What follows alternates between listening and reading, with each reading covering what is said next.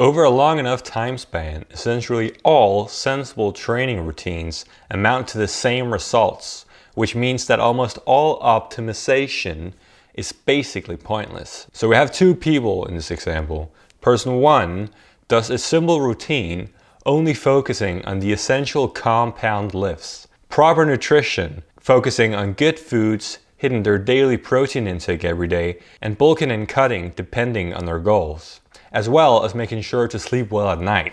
Person 2 does the exact same thing as number 1, but also goes all out tracking macros, calories, does periodization periods, deloads once a month, shocks the muscle twice a week, times his protein around his workouts, and also takes BCAAs intra-workout, and more. I'd argue that these two people are going to obtain basically the exact same results more or less down the road.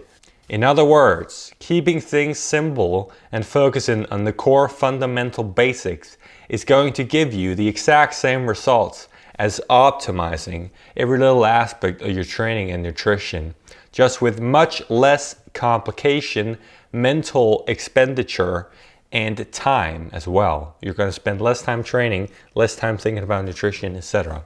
As these two approaches do the same things. They both do what works. Number 1 person just only does what works, whereas number 2 person also does what works, but just spends 90% of his energy on things that are not going to give him any better results, at best only marginally, but I don't really know about that. Obviously you want to optimize to a sensible degree, but not to an optimal degree, as the optimal degree is already the sensible degree for almost everyone in the entire world, especially if you're a beginner. Time is most likely the only factor which is separating you from the results you seek when it comes to fitness, not doing unnecessary optimization. Stick to the basics. Do what actually works and what has always been working, and ideally you just forget about everything else as it just confuses you.